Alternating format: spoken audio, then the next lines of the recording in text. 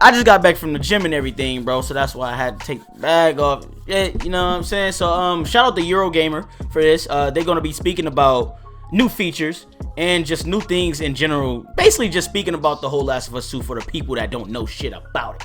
Everybody knows there's a shit ton of features compared to the last of Us. So yeah, man, let's go ahead and get into this and react to it and see exactly, because there's probably some things I don't know. You know what I'm saying? We're gonna go ahead and review this too. We're gonna speak about it afterwards. So like I said, there's probably a lot of new features that I don't know about. You know, so let's get into it. Shit out. After what feels like a very, very long wait, The Last of Us Part 2 finally has a release date. Yes, sir!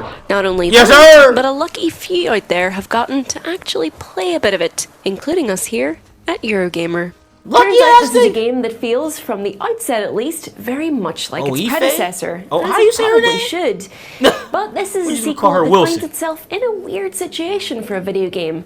As the follow-up to a story so universally loved, this was never going to be about putting fancy gameplay features on the back of a box.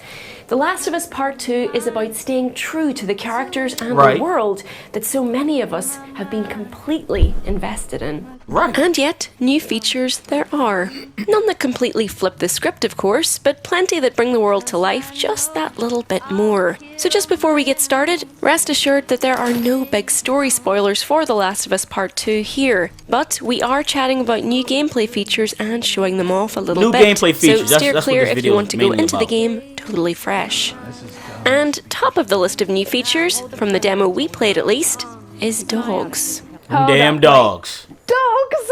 Yeah, dogs, but maybe don't get too excited. These dogs aren't here for cuddles, but to make your life very, very difficult. They with the shits! They track you down, tracing your scent, visible via a trail when you switch to the game's listen mode, and slowly trapping you in.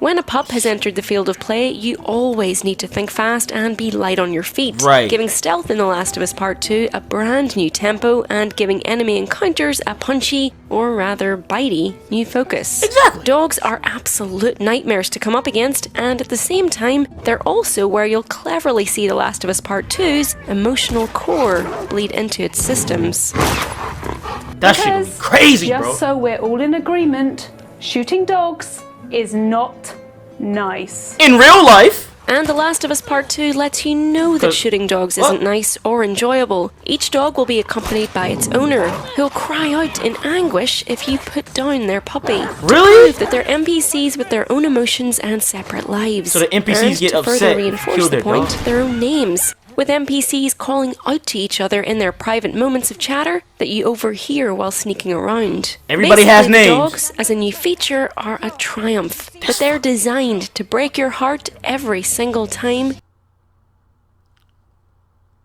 What the fuck happened? Alright, let's get back into this. That's some weird junk that just happened, bro. Like, the video just went out. That was weird. Get back into this, man. You come up against them. Though, since you do have no choice but to send them to some big old farm upstate that lets them chase rabbits all day but weirdly doesn't allow visitors, you should probably stay your course and take those dogs out as soon as possible. Yeah. Because if they catch your scent, you're in for a world of trouble. Shoot, shoot. A firebomb tends to work quite nicely, though you didn't hear it from us. You know what I'm saying? I'm pulling that blade out. Puppy murder. Is it weird how that's so much worse than actual human murder? The storytelling in The Last of Us Part 2 has evolved and expanded from its predecessor's already impressive vision. Right. I think we should go out like Eugene. The snow-covered opening might feel familiar if you played Red Dead Redemption 2's intro. That red? That's what I was saying before. Incredible amount of detail here. And in one set piece that sees you lost in a blizzard, a great piece of stagecraft. It looked just like Red Dead. Half of the two-part demo that some outlets, Eurogamer included, were allowed to play was taken from very early in the game, as Ellie has settled into what passes for everyday life in the world of The Last of Us. She's in Jackson, Wyoming, a town that functions as well as it can, with a modest population, a school, and a fragile sense of community. It's a slow, intimate introduction, reminiscent of The Last of Us Part 1's DLC episode Left Behind, as it focuses on the relationship between Ellie and Dina, their connection being the focus of the E3 2018 trailer. This is the night after that barn dance, with the two going out on patrol in the snow-frosted wilds beyond the limits of Jackson. They're slow plodding along a narrow path as Ellie and Dina gently chat to each other. Their interactions are, as is typical of a Naughty Dog game, full of spark and tension, matched with phenomenal performances. Right. Remember, I don't want to have to shit you in the face. Oh, that's so sweet. The world, with its settled post-apocalyptic beauty, sports a well-worn, starkly gorgeous aesthetic, and The Last of Us Part 2 wears it exceptionally well.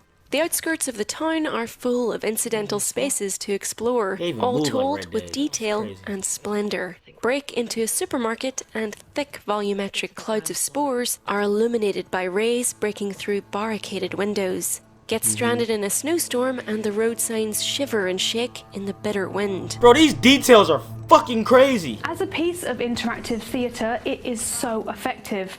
And as a continuation of the style, tone, and perhaps most importantly, the wild and uncertain inner truth of the characters of The Last of Us Part 2, it is spot on. Although that all sounds rather poetic and quite picturesque in a way, it's the second half of the demo we played, taken from later in the game and after Ellie's own path to revenge has started, that's much more effective at showing off exactly where the changes in The Last of Us Part 2 come into play.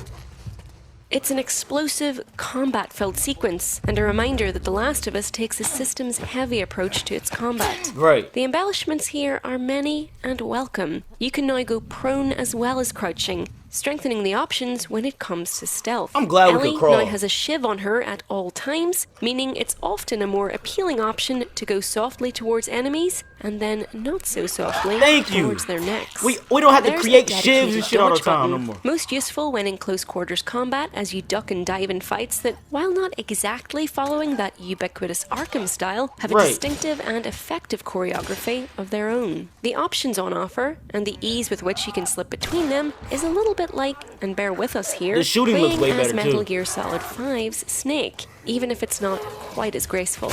Right. Perhaps it's by design, as you do fumble with the controller in moments of panic, but there are some decisions, like mapping shoot and reload to the same button, which also goes for your dodge and sprint, that can feel a little bit strange.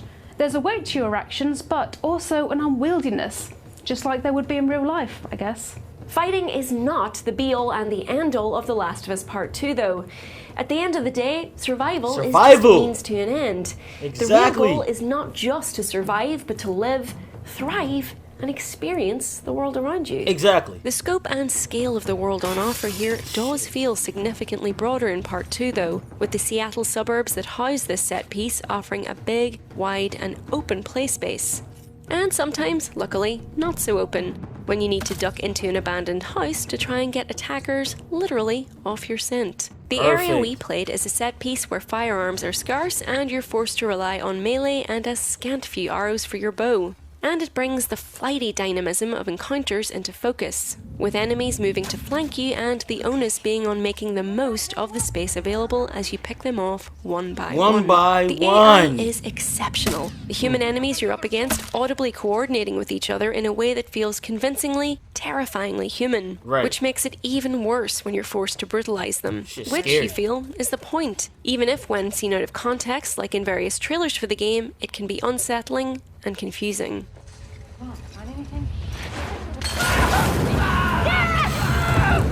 That shit is human-like, bro. It's too realistic. This is a game where headshots are rewarded with a glorious, meaty display of fireworks, but also makes you feel unbelievably guilty at popping that skull in the first place. Man, I don't care. The overriding feeling in combat, though, which speaks to a problem with games in general rather than a problem with this particular one, is gratification. Booby-trap the doorway, quickly vault over the balcony, offload a scavenged arrow you stuck into a dog's belly, and then use a hammer to smash the last straggler's head. It all amounts to a very neat, outrageously lavish puzzle game. An incredibly grisly puzzle game, yes, but still one that's satisfying to solve. Ellie! That friction is something that's likely going to be worked through and explored more thoroughly in Ellie's Tale of Revenge, though it already gives the encounters a defining edge. These are grisly, powerful, messy, and emotionally charged things, And a neat reminder that, beyond the hype and expectation placed around so much of The Last of Us Part 2, there's a sturdy little video game that's had some thoughtful tweaks. And it suggests that, even with the weighty expectations on its shoulders, you can always teach a naughty dog new tricks. Sorry. Awful puns aside, if you enjoyed this video, please feel free to chuck it a like and subscribe for more videos from Eurogamer. A new one every single day, in fact. Click the bell icon to be notified each time a new video goes live, but if not, no worries. Thanks for watching. We're off to hug pretty much every dog we can find now. Bye. Too bad we gotta kill him. Too bad we have to kill him. But hey, y'all, I'm gonna go ahead and stop right here. Wait, what's this? This gameplay I haven't seen before. Bang! Oh! Wait. Where we go? Bang! Oh! You saw the way that shit leaned on the damn back-to-back joint? Fuckers make my skin crawl. Let's make sure the rest of the building's cleared out. Damn. Damn, that's exclusive gameplay. But hey, y'all, yeah, bro. The details gonna be ridiculous, bro.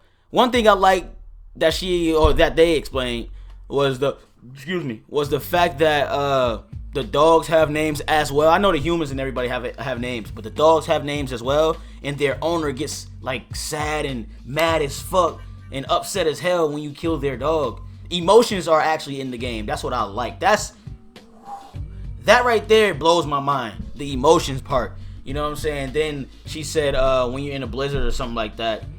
Little details. When you're in a blizzard, like the signs, stop signs and shit like that, you can see them like frozen and like moving and shit. It's crazy, bro. This is gonna be phenomenal. This game right here is gonna be phenomenal, bro. They bring in details.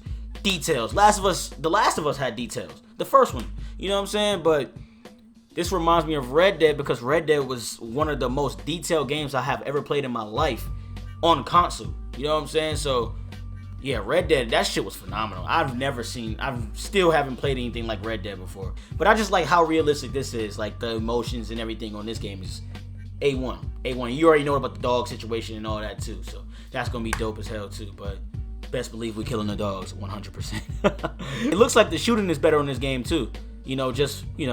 Just from my point of view, it looks like the shooting is way better. Maybe it's upgraded though. So hey, if you enjoyed this video, definitely leave a like, subscribe to the channel if you're new, please turn on notifications to get notified when I upload and stream, bro. And yeah, man, more videos coming, man. I'm out of here. Peace. I see Michael almost at 20K subscribers, you know what I'm saying? Congratulations. But that's not gonna stop me from calling out your nonsense, you know what I'm saying? You be talking some dumb shit. So this shit says the fall of PlayStation. What? Like what? What do you mean by that? The fall of PlayStation. Don't you dare.